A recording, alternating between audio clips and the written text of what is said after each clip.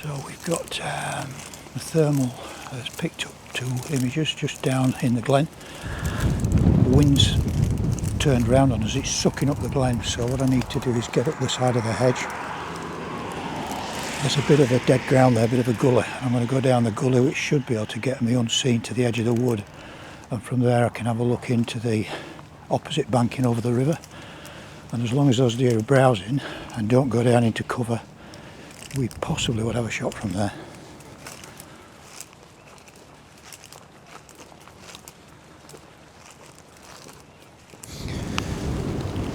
The approach should have been quite good, and the deer were just down below us now on the banking, so I'm going to try and get, we've got to be careful here for being skyline. The dog's picking the deer up straight away, so they're in there somewhere. It's quite thick on the far banking. It'd be impossible to see just with a pair of binoculars in this light. We're getting the light now, but the thermal should allow me to pick them up if they're still there. But they were moving down the valley. We've got wood products just down below us, which makes quite a lot of noise, so that actually just cover our approach a little bit. And we've got a good wind. The dog's definitely got them. The 2 deer are still there, but they're actually working now that way on the banking. So with this wind, I'm going to have to sort of come round from the top and then drop down in.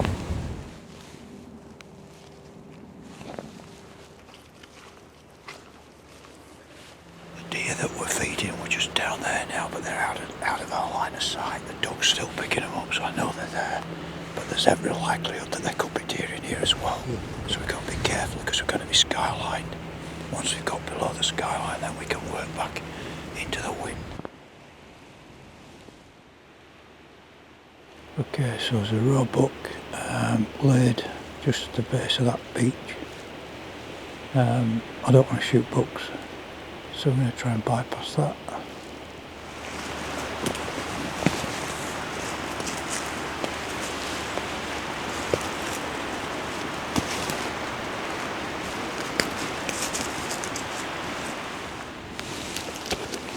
Okay, there's a door across here.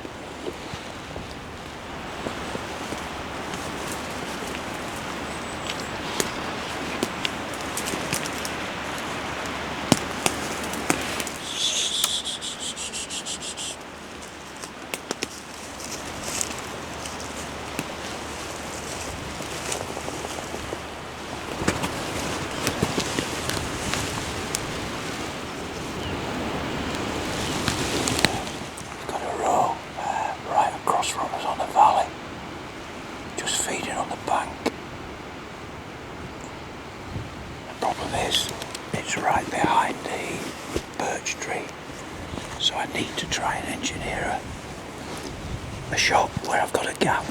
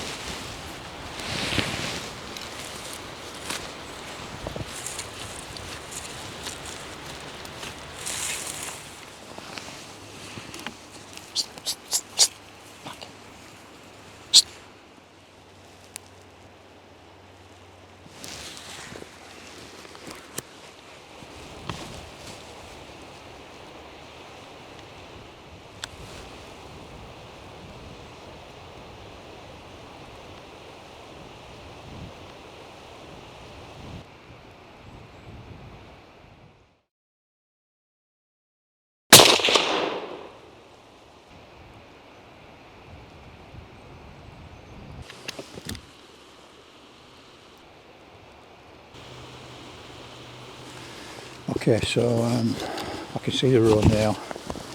It's just dropped to the left of the branches. This is one of the things I mentioned earlier on about it's really difficult bringing a client in here because you can see the issue with steep banking, awkward shooting position, and what I've got here is a load of birch trees in front of me. So what I've got to try and do is wait until the deer comes into a little gap between the cross branches, and you're almost trying to squeeze your shot into the part of the body that you could see. I've got low heart lung on that deer, So I've just effectively just sort of gone through a little triangle between the branches. You can't afford to shoot through branches because you can get a deflection, then you've got potential for wounding. So anyway, just managed to get a tiny little window between the birch there.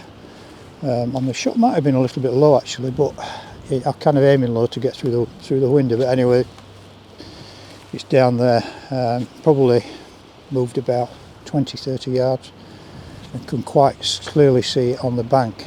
Now the other issue now is that the recovery of this deer is like crampons and ice picks. I've got to get down the bank, cross the river, up the other side, and then bring the deer back.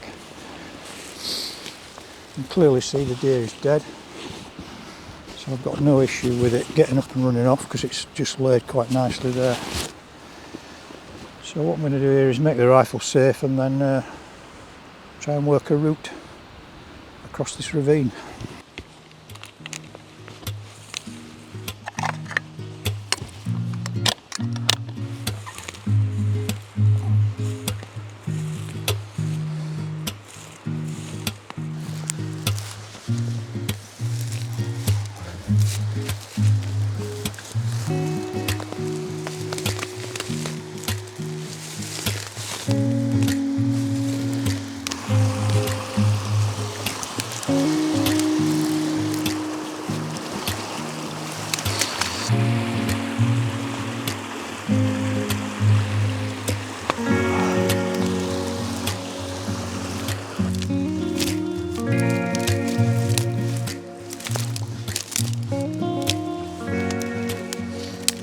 Okay, I can see the deer now. It's just up, just in the top of the patch of brambles. It must have rolled a little bit further down. Okay, so this is a youngish doe where she's fallen. Slid down the bank a little bit. It's absolutely murder getting to her, but the actual perfect position of the shot is just at the back of the foreleg. The heart, this deer's heart sits there, so bang on the money really. So I'm quite surprised that the deer moved at all. And this is probably the most vulnerable part of the glen because this is where it's all been replanted all the way down. They've left the hardwoods, bug trees for a bit of biodiversity, and then the young conifers are all planted with a lot of hardwoods in these little valleys. So it's trying to create a natural, sort of natural forest really, deciduous forest. So the trees are very vulnerable at this early stage, little beech saplings. As I've said many times, I get no pleasure from actually taking a life or shooting deer, but I love my job and I love deer and they need to be managed. So you can see yourself exactly why we do what we do. There was a good buck laid up on the banking, which I could have shot, but I'm not really bothered about shooting the bucks at this time of year. I would have preferred to shoot a younger female, but this is an older doe. She's got no follower, no youngsters with her, so she's probably past the sell-by date really, although in good condition. So again, an ideal animal to take part of the cull plan. So really it's a good job done, successful outcome. And now the hard work begins because she's got to go all the way down and up the other banking.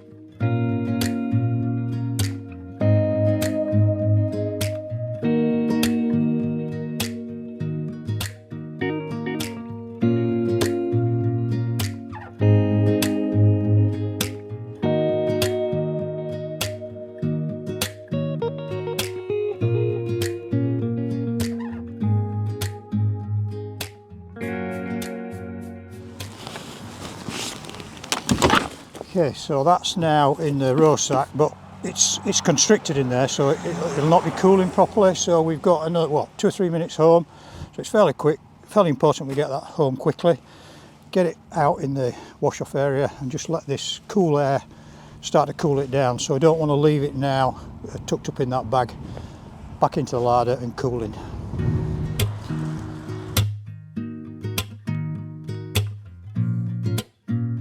It's quite cool this morning. It's probably only about 3 or 4 degrees. We've got nice airflow down in here, so it's ideal to let the carcass cool down slowly. So I'll probably leave that here now for about an hour. I mean, we've obviously got no flies around at this time of year. An hour, a couple of hours, just let it drain out, let it cool, and then it'll go down into the chiller, and then we'll flick the chiller on. Nice bit of venison. And actually this deer is destined for the castle owners, which is the ground that we were stalking on this morning. They will be able to say that the deer's been shot on their land by me, part of a careful management plan. I'll butcher it for them, and the air miles are, it's about a 2-minute walk up the road from here to the castle to deliver that. That's what I like about this, field to fork.